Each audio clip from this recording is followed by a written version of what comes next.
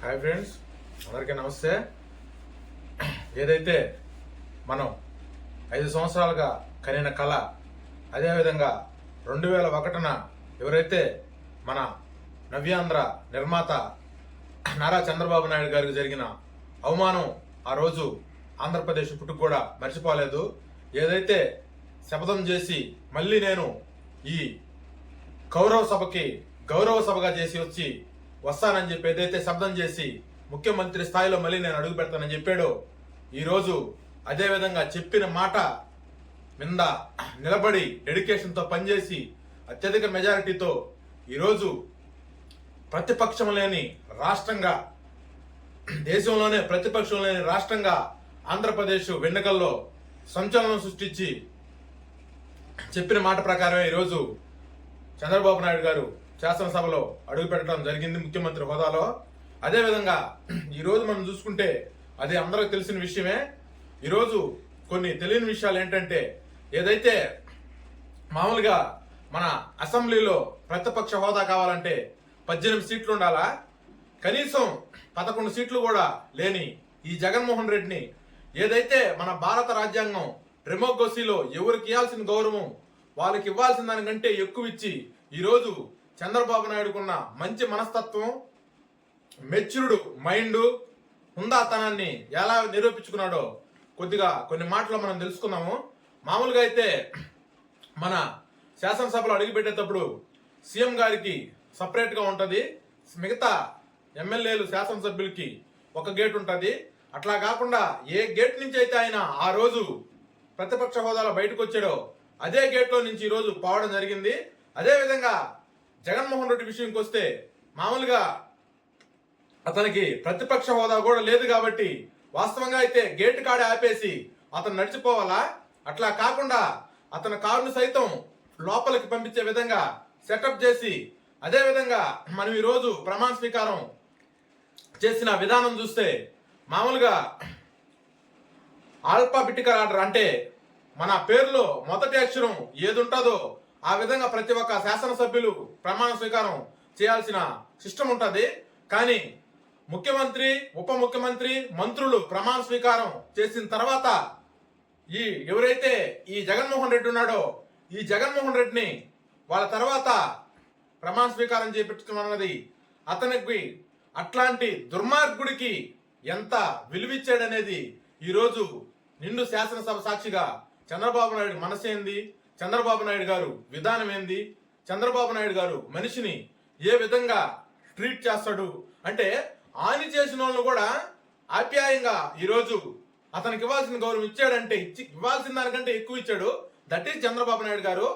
మరి ఈరోజు ఈ కార్యక్రమం అయిపోతే, ఈరోజు వాస్తవంగా వైసీపీ కేవలం 11 సీట్లకు పరిమితం అయ్యేదానికి ముఖ్యంగా కారణం ఎవరైతే ఈ గుట్కా, ఈ నానిగాడు, అదేవిధంగా రోజా, పేర్ల నాని, ఈ డిపార్ట్మెంట్ ఒక 10 నెంబర్స్ వాళ్ళ పేర్లు పలకడం కూడా మనకు అసలు ఇష్టం ఉండదు.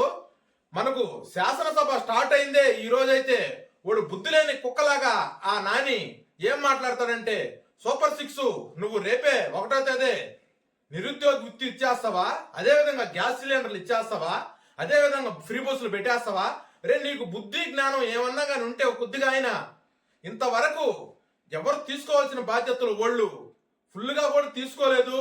ఇప్పుడే శాసనసభలో అడుగు పెట్టాడు. దానికి ఒక సిస్టము, దానికి ఒక వ్యవహారం ఉంటుంది. ఏదైతే నేను ఫస్ట్ సంతకం డిఎస్సి మీద పెడతానన్నాడు, పెట్టాడు. అదేవిధంగా అన్నా క్యాంటీన్లు ఓపెన్ అన్నాడు, చేశాడు. అదేవిధంగా 4000 పెన్షన్ అన్నాడు, పెట్టాడు. అదేవిధంగా స్కిల్ డెవలప్మెంట్ అన్నాడు, పెట్టాడు. ఆ విధంగా ల్యాండ్ ట్యాక్స్ యాక్ట్ రద్దు అన్నాడు, పెట్టాడు. ప్రమాణ స్వీకారం చేసిన వెంటనే 5 హామీలు ఇచ్చిన పెద్ద ఆయన పట్టుకొని ఈరోజు ఈ కుక్క ఎలా మాట్లాడుతుందంటే, ఈ కుక్కకి, ఈ నాని అనే కుక్క వీడికి అసలు మామూలుగా 1, 2 ABCDలు ఆలగోడు రావు.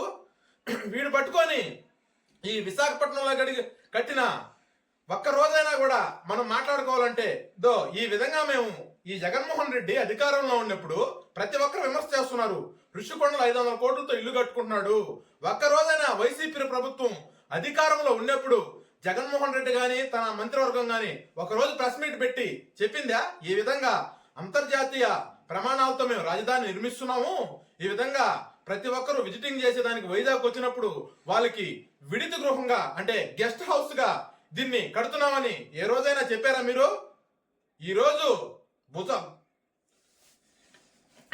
తోటలో దొంగలు ఎవరంటే భుజాలు తడుకున్న మాదిరిగా ఈ రోజు వచ్చి కళ్ళపుల్లి కబుర్లన్నీ చెప్తూ ఉన్నారు. సార్, మీరు ఖచ్చితంగా చంద్రబాబు నాయుడు గారికి ఒకటే ఒకటి విన్నపించుకుంటున్నాము. ఈ కుక్కని ఇంకైనా ఈ కుక్కకి నోరు కుట్లేసేసి ఇంటికాడ కూర్చోబెట్టాలా?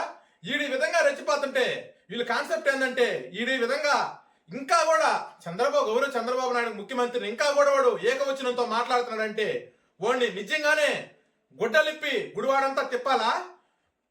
వాడు ఈ విధంగా మాట్లాడినప్పుడు టీడీపీ కార్యకర్తలు రెచ్చిపోయి ఎవరికైనా కూడా రోషం వస్తుంది. మా నాయకుడు అన్నప్పుడు ఏ పార్టీ వాళ్ళకైనా కూడా రోషం వస్తుంది. రెచ్చిపోయి ఏదైనా దుందురుగు చర్యలు చేసినప్పుడు చూడండి, ఈ విధంగా మా మీద అధికారం వాళ్ళు ఈ విధంగా మా మీద ఇబ్బందులు చేస్తున్నారు. ఇవన్నీ సానుభూతి పొందేదానికి ప్రజా నాలెడ్జిని పక్కదావ పట్టించేదానికి ఇట్లాంటి కుక్కలు చాలా రెడీ అవుతుంటాయి ఆంధ్రప్రదేశ్ లో. ఈ కుక్కలను పట్టించుకోకుండా మనం ఒకటే ధ్యేయము, అసలు వాడు బ్రతుక్కి వాడు మాట్లాడకూడదు. వాడు నాని ఏదైతే చెప్పాడో, వాడు గుట్కా నాని ఏదైతే చెప్పాడో, నేను ఓడిపోతే చంద్రబాబు నాయుడు గారు బూట్లు తుడుస్తూ ఆయన పక్కనే కూర్చుంటానని చెప్పేవారు. ముఠాల్ ఫస్ట్ ఆ పని నువ్వు చెయ్యి. ఫస్ట్ చంద్రబాబు నాయుడు గారు అసెంబ్లీకి పోయేటప్పుడు వచ్చేటప్పుడు ఆయన వెళ్ళేటప్పుడు ఆయన బూట్లు తుడువు. నువ్వు ఆయన బూట్లు తుడిచిన గుడ్డతో నీ మొహం తుడుచుకో. ఆ పని చేయి నువ్వు. అది కాకుండా మానేసి ఏదో నువ్వు మంత్రిగా ఉండి ఇరిగేసినట్టు టీవీ ముందుకు వచ్చి సూపర్ సిక్స్లు. ఇప్పటికి తెలంగాణలో ప్రభుత్వం ఏర్పడి 6 నెలల కాలమైనా కూడా కొన్ని హామీలు స్టెప్ బై స్టెప్ చేస్తుంది.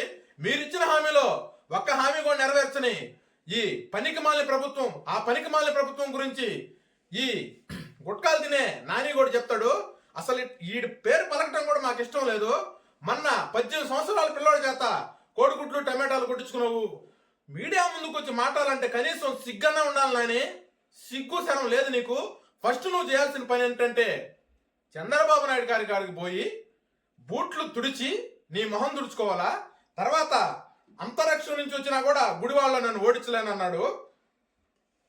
9వ గంటకే నువ్వు ఓడిపోతావని ఏదైతే కౌంటింగ్ కేంద్రం నుంచి వెళ్ళిపోయినా పేల మొహం వేసుకొని వెళ్ళిపోయినా ఈ గుట్కా నాని ఫస్ట్ ఇది చేయాల్సిన పనులన్నీ చేసి తర్వాత మాట్లాడాలా? ఇట్లాంటి మనుషుల్ని రెచ్చగొట్టే మాటలు కానీ మాట్లాడితే ఖచ్చితంగా నీ పని పట్టేదానికి టీడీపీ కార్యకర్తలు సిద్ధంగా ఉన్నారు.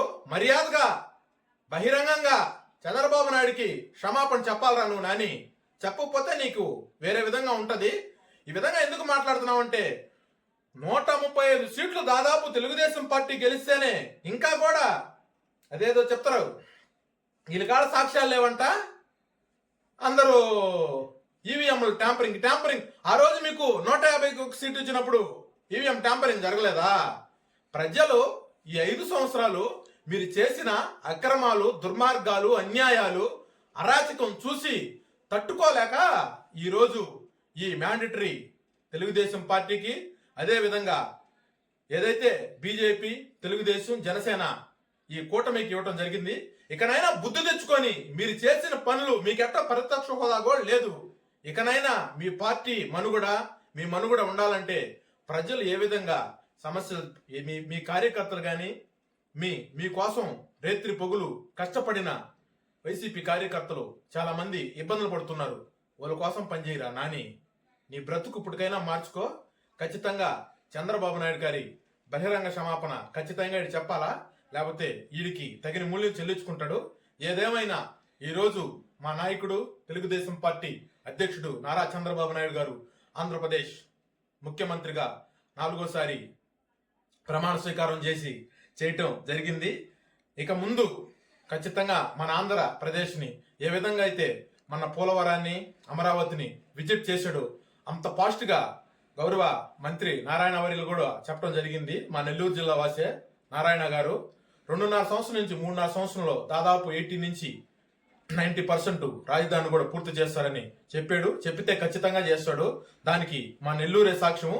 దాదాపు 4,000 నుంచి 5,000 కోట్లతో నెల్లూరు అభివృద్ధి చేసిన దాఖలాలు ఉన్నాయి. కాబట్టి ఖచ్చితంగా ఈ ప్రభుత్వం ఇట్లాంటి కుక్కలను పట్టించుకోకుండా మన రాష్ట్రమే, మన అభివృద్ధే మన రాష్ట్రంగా, మన రాష్ట్రంలో ఉండే యువతకి మంచి భవిష్యత్తు వచ్చే విధంగా మన చంద్రబాబు నాయుడు గారు పరిపాలన సాగించాలా, దానికి ఆయనకి ఆరోగ్యం సహకరించాలని మనస్ఫూర్తిగా కోరుకుంటూ జై హింద్, జై తెలుగుదేశం పార్టీ, జై చంద్రబాబు నాయుడు.